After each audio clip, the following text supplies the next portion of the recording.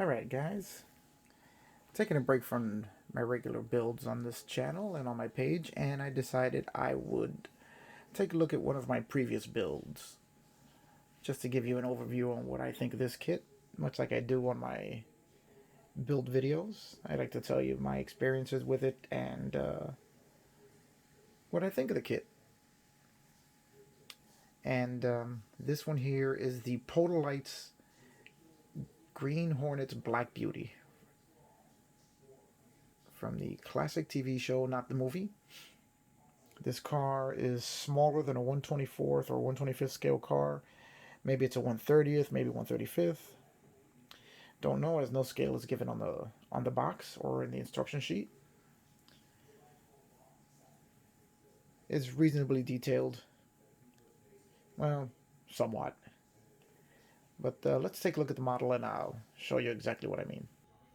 Okay, there she is in all her glory. And it's not a great kit. That's the easiest way to put it.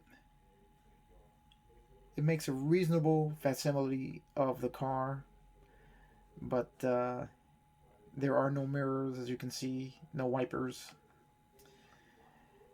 The wheels and tires are not great. They don't have any sort of markings on them.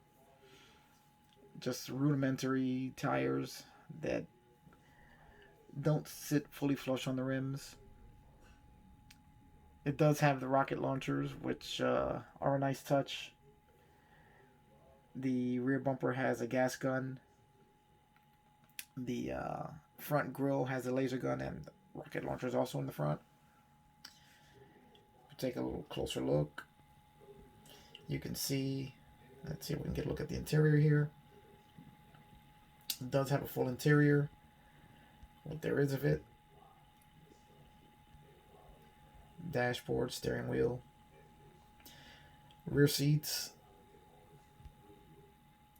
computer console in the back where the Green Hornet did his Green Hornet business. This, simply put, is not a great kit. I'm a huge fan of Polar Lights products, but this one is not something that I would likely ever want to build again. The fit was poor. The details are almost non-existent. Basically, just it's a kit for someone who wants a Green Hornet car, and that's all that there's basically available right now. I would like to see this released by someone in a version that's a lot more detailed, that's got a lot more to show. As this is purely a curbside model, there is no engine.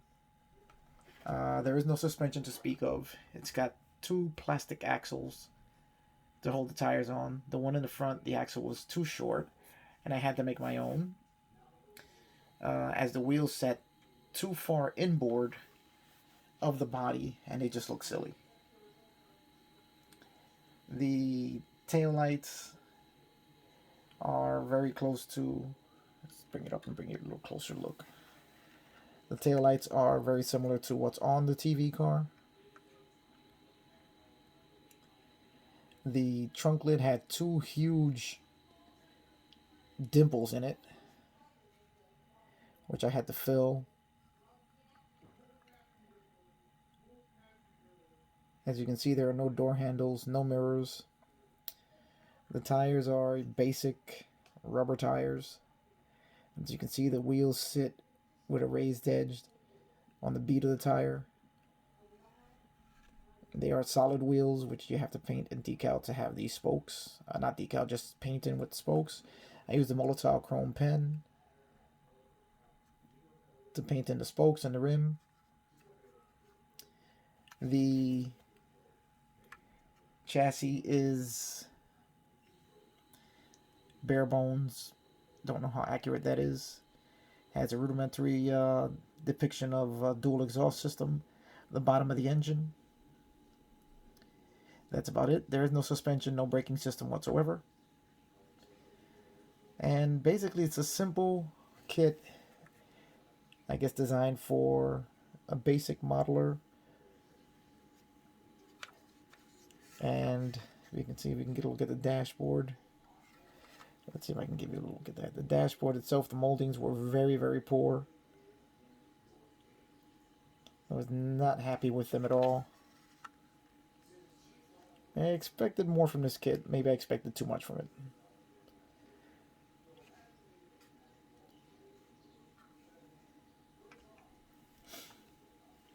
So as I said, it's a kit for someone who needs to have a Green Hornet car in their set. Like I really wanted one, as I'm making a set of all TV hero cars.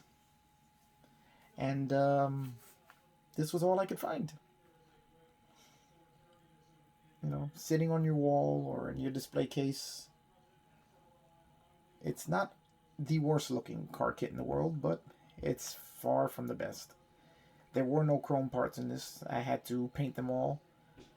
This kit only came molded in black plastic. Every bit of bright work or every bit of color you see here, I had to paint. The hood, the roof had moldings here, which were not on the Green Hornet car, so that they have to be ground off, and that has to be reshaped.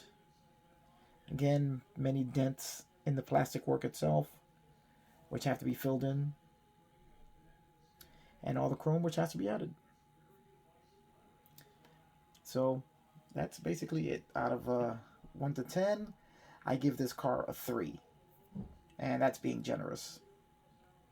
For someone who is a fan of the Green Hornet and needs to have a Green Hornet car in their collection, this is what you got. I clear coated this car with future floor polish, and unfortunately, I don't know if it'll show up in the camera, the future floor polish cracked. I will be at some point removing it and redoing the body of the car. Won't be anytime soon, as I said, this was not a fun car to build. I didn't really enjoy it at all, and I'm not really looking forward to doing anything more with it. It just fills a slot in the hero car set. So if you want one, this is the best you're going to find out there right now. Or the only thing you're going to find out there right now, aside from diecast. So that's all I have to say about this kit. Really was not impressed with it, and sorry for all you guys that really like it, but I don't think it's worth the money. And I love Polar Lights products. Alright guys, I'll see you on the next one.